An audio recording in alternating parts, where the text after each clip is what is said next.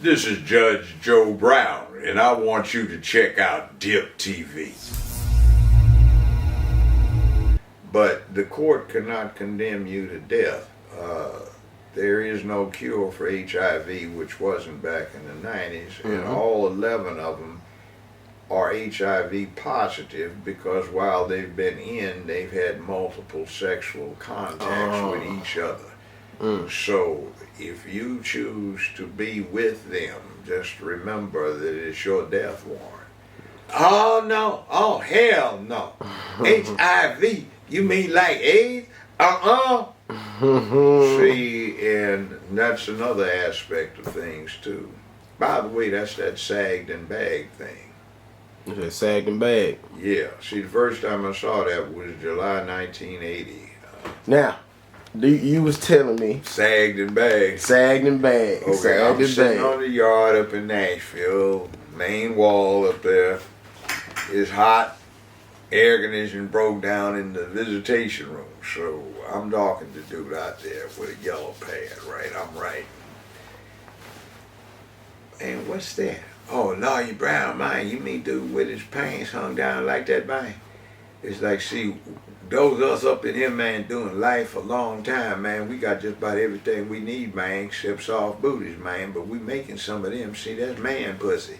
Ooh. We making man pussy. We make them drop them things down so they just hanging off like that. So, see, over there with them trees where the guards ain't around, we bend them down, pull them down, get down. And if he try to run, he fall and, you know, they down at his ankles, right where we want them. And on the cell block, we don't let dude wear no panties and no pants, man. That shirt be his dress, man. We try to loosen it up, man, so anybody can do it. That's a sign, man.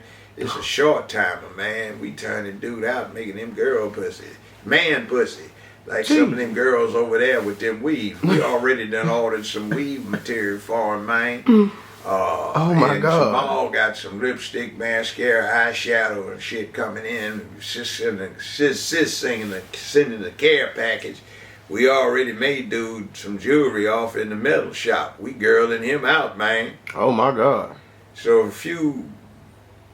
about a year or two later, I saw Crisscross on MTV.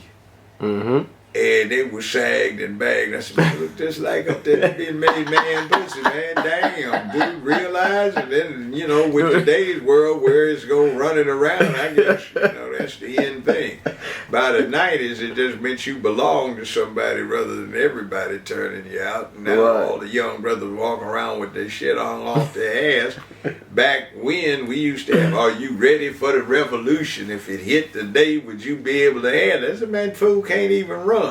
Shoes ain't tied up, ass out in the breeze, man. Pants about to fall off. They looking like, damn, man, I can't get rid of the image. It's been 40-some years ago, man. July 1980. And I keep thinking, man, dude get turned into man pussy. Oh, my God. And then I understand the brother doesn't understand what he's doing. But, I mean, that's the history, you know. It's not 21st century. Come on out the closet, man. At least know what you perpetrate. Right. You can be yourself nowadays. Mr. Judge Joe Brown. As far as the mayor being the mayor candidate, mayoral candidate, help me out. So like, tell me what made you want to jump in the hat. You know what I'm saying? Well, put your hat in. You know what I'm saying? Well, old friend of mine, now deceased, the late Dr. Barbara Cooper. Yes, sir. She came to me about going on 3 years ago now. She said, Joe, look at here. This city's going down the rabbit hole. And it's about to hit a grease ring. If it gets there, it's going to slide real fast. So she started doing these feasibility studies. And she set up some meetings and was putting together a committee.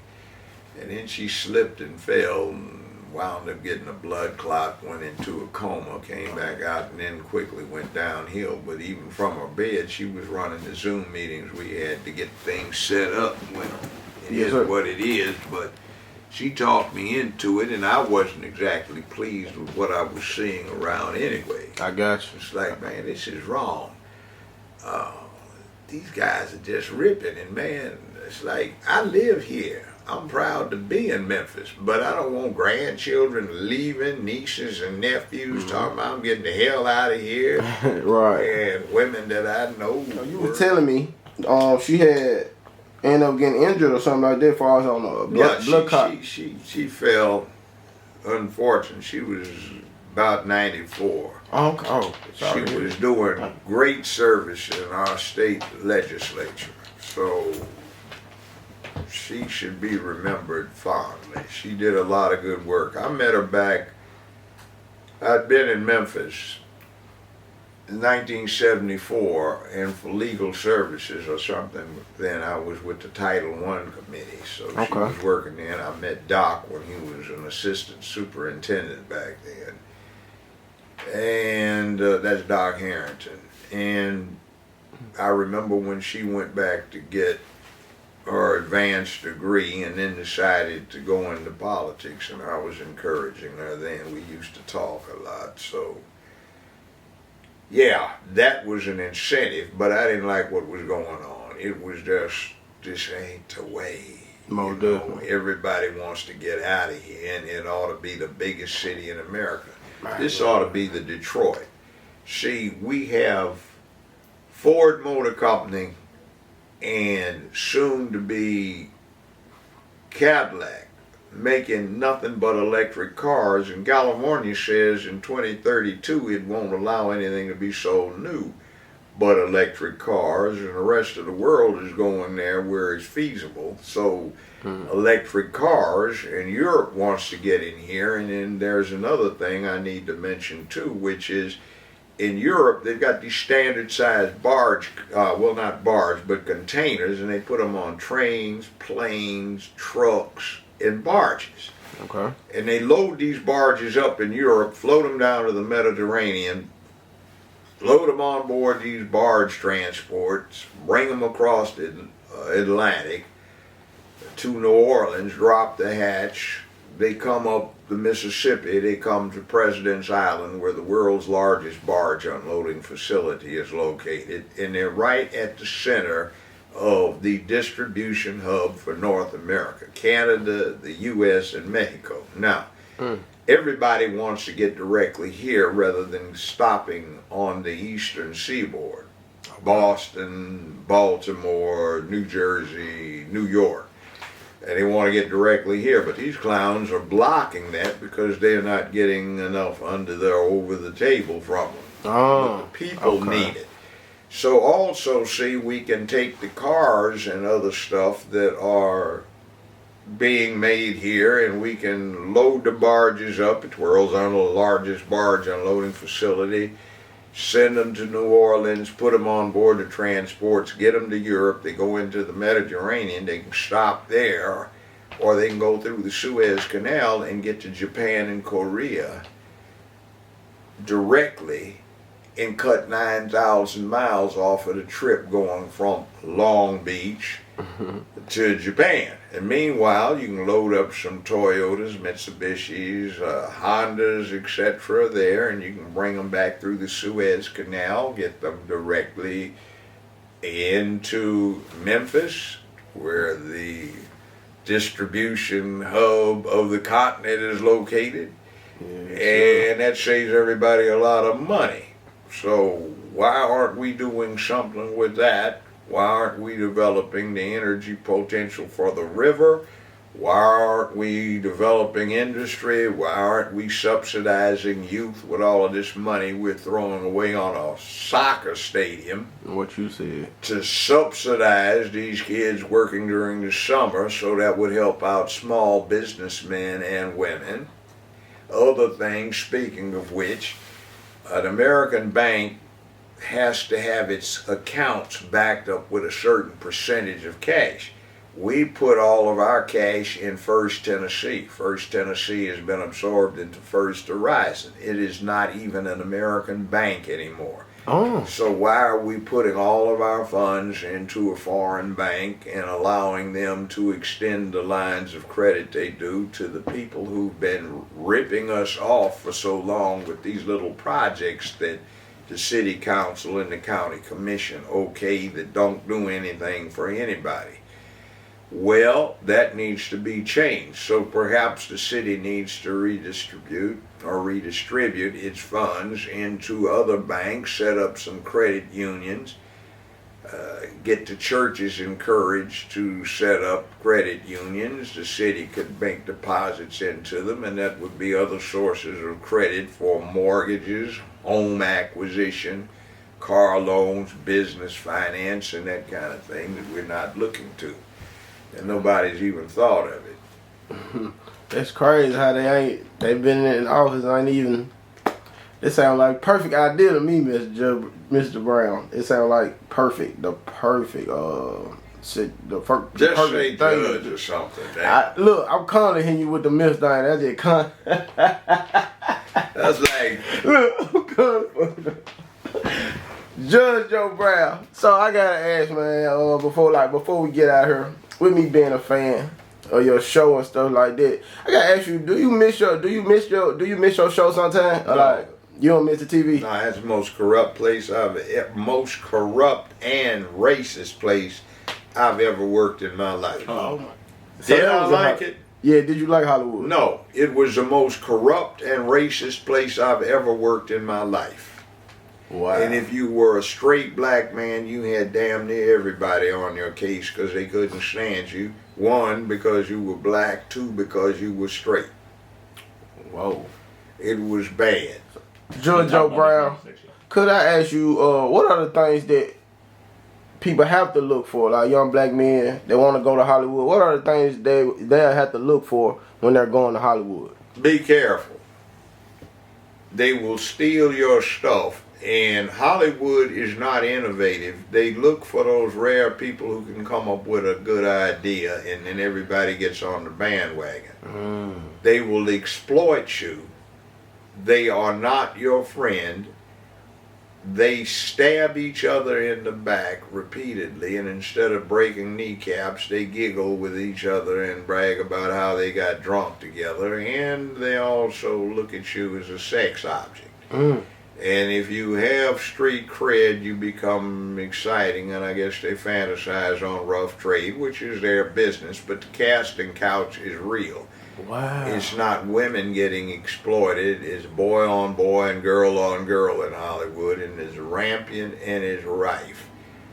Now, that's their business, but they claim that 9 out of every 10 people who are involved in Hollywood are, well, that way. That's their business. Cupcake. But yeah, it's not even so much that. It gives an excuse to come down on somebody. All right.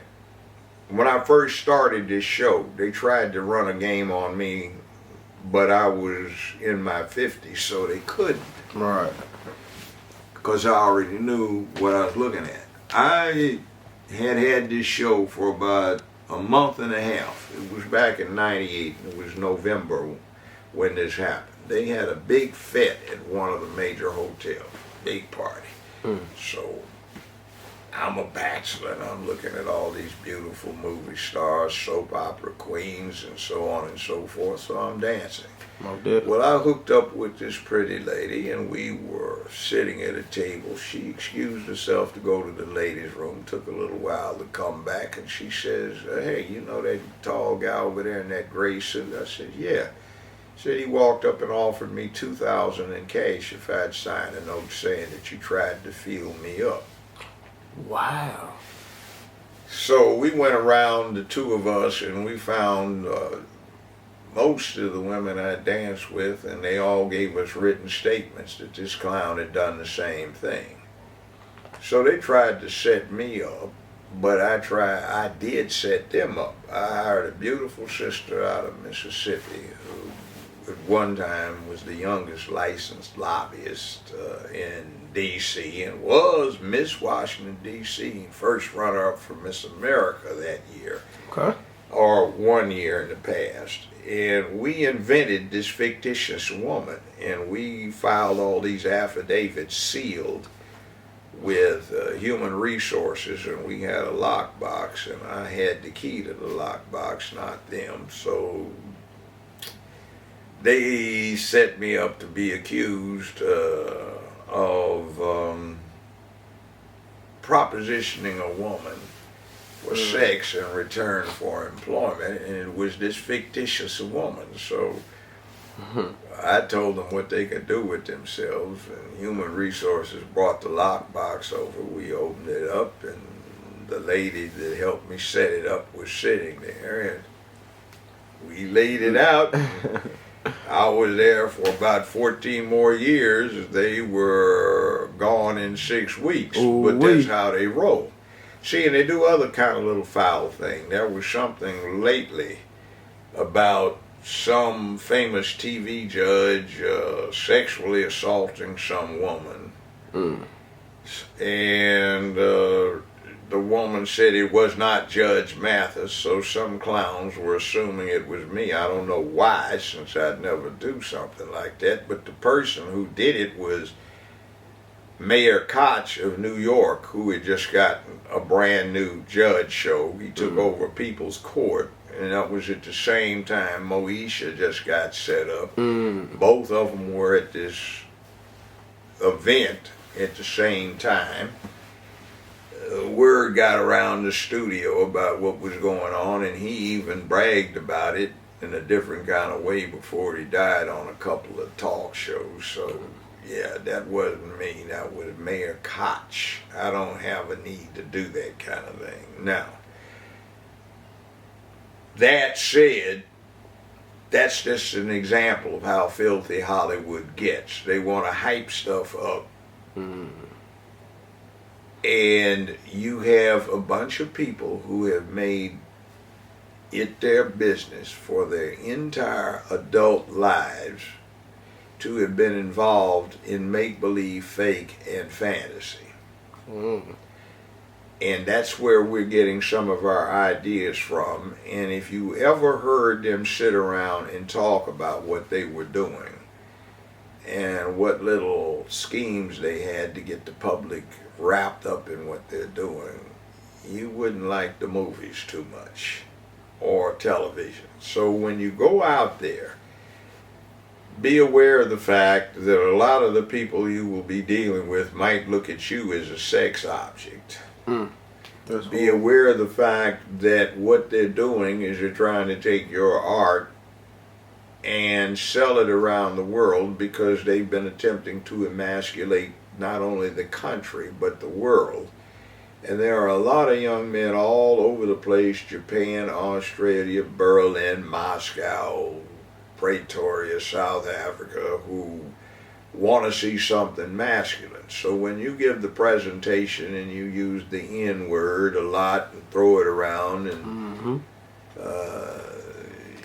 you have the fantasy and the gangster rap video stuff, be careful what you're really perpetrating, because a lot of it has got some really weird stuff. You know, that stuff where all of the half-bare women bouncing around on stage looking like you working them.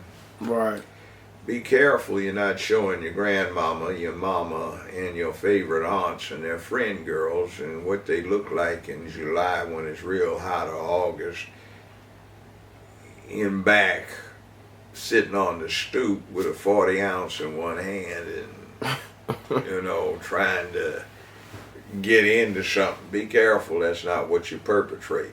Now, one thing I would suggest to you, nobody respects anybody they can walk over, and one thing you ought to keep in your mind is not who you know that really counts.